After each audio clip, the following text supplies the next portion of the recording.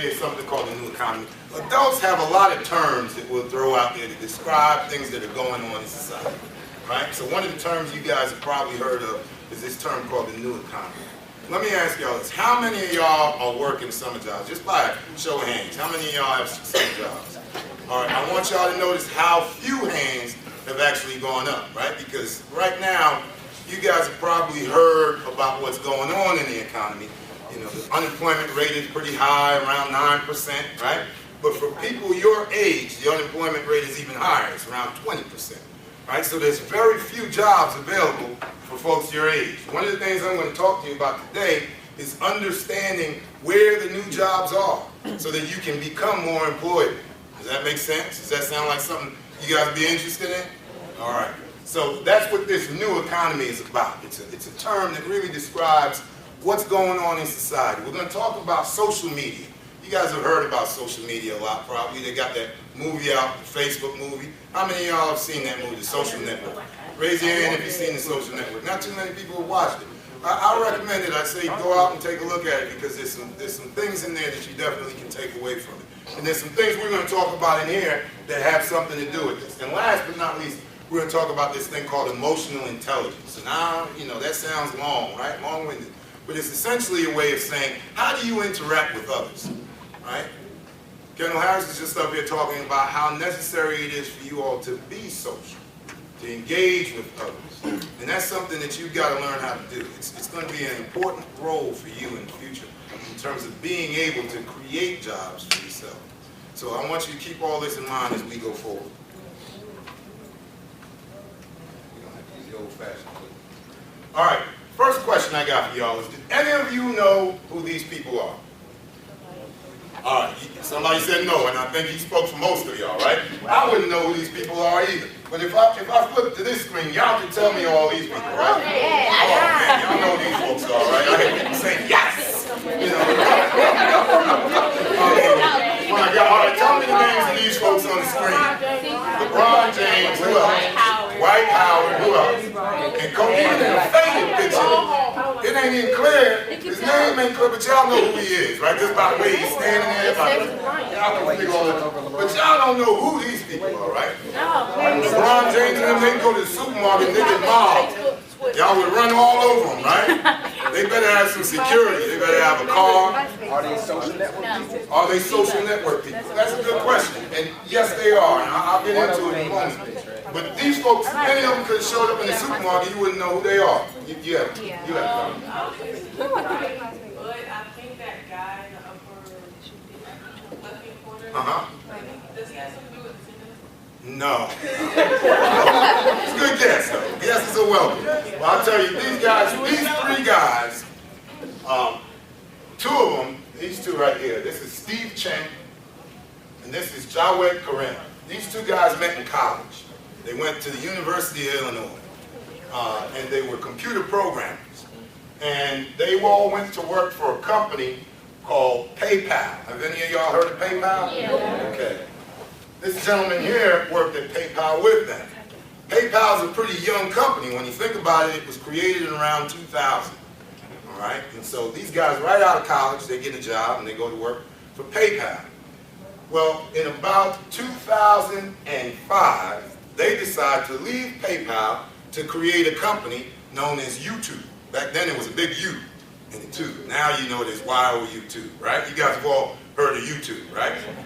Well, they created YouTube. These are the founders and co-owners of YouTube. And they sold the company 2 years later, in 2007, for $1.6 billion to Google. Right? So I don't know how many of y'all can really remember. Just raise your hands if you remember when YouTube kind of first came out, when people first started talking about YouTube. It seemed like a quirky little site, right? That people they're just putting videos online. What's the big deal about this, right? But look at what that quirky little site can create for individuals. Now YouTube is the largest way that people upload videos to the internet. So when most of us have looked at a YouTube video, right? At this point, raise your hands in this room if you've looked at a YouTube video. Just about everybody's hands went up, right? So more people looked at YouTube videos than got jobs. You understand what I'm getting at? Everybody's looking at YouTube for something, right? And they were able to create this new form of media and sell it. So it actually has value. That's what we're talking about when we talk about this new economy. There's new media out there. People are utilizing this new media to do things that haven't been done before. And you all can be a part of this. This isn't something that should be strange to any of you. Anybody know who this young lady is? She was just featured on the cover of Black Enterprise magazine. Anybody recognize her? Anybody? Okay. Her name is Gabby Greer. Gabby Greer, she graduated from college after studying international relations. Could not find a job, right? Because, I mean, the Great Recession's here. Not many jobs are out there for people who study international relations. It's a broad field. There's not much specific about it. But Gabby was able to get herself engaged in one of these online social networks, Twitter. Everybody's heard of Twitter? How many of you in here tweet? All right. Well, Gabby tweeted so much and so well that she won a contest with MTV to be MTV's new TJ, they call it, Twitter Dragon, right? Gabby's getting paid $100,000 a year to be MTV's TJ. Point being that there are jobs out there for people who are engaged in this new form of social media and know how to utilize it. You can go online right now and you can find people putting out ads looking for someone who knows how to manage a Facebook site for them to contact their customers. Right? So this is real stuff and there's real dollars associated with it. It's not just something that people just engage in and play with anymore. Anybody remember when Facebook first came out, who was on Facebook the most? College kids, right? And now, how many of you know adults that are on Facebook? All right. So Facebook has migrated from something that college-age kids were doing to something that grown folks now do, right? And there are now businesses that are engaging in Facebook for marketing purposes. So you can go online now and you can get a link to a Facebook page for a particular business. They can shoot you periodic emails just to stay in contact with their customers. So can you see how this new media is changing the way we relate to each other, changing the way we do business, changing what we do? That's what this new economy is all about. And like it or not, we're all a part of it. So we got to figure out a way to negotiate through it, figure out what we need to do in it, and how we can utilize it to our advantage.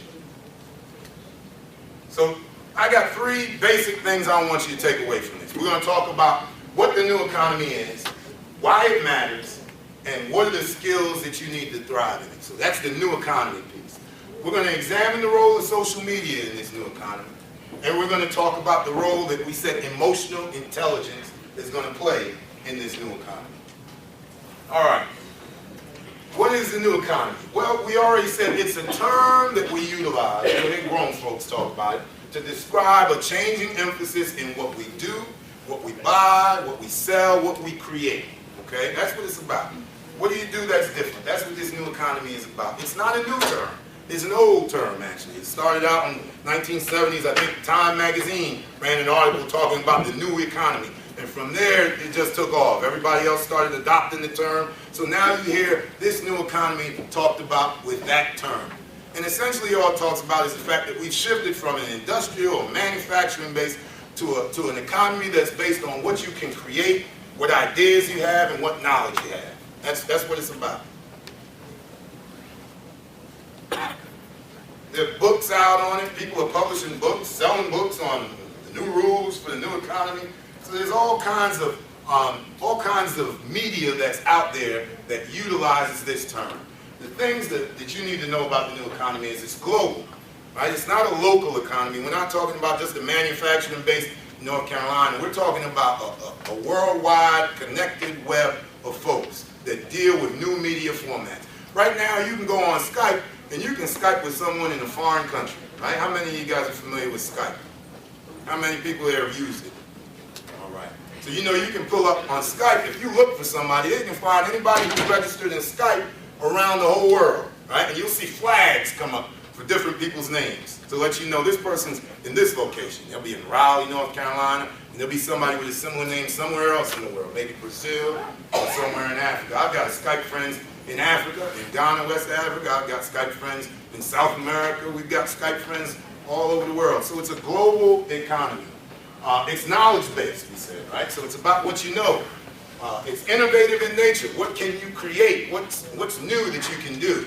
Or what new uses can you find for old things, right? How can you take something that's already in existence and create a new way to utilize it?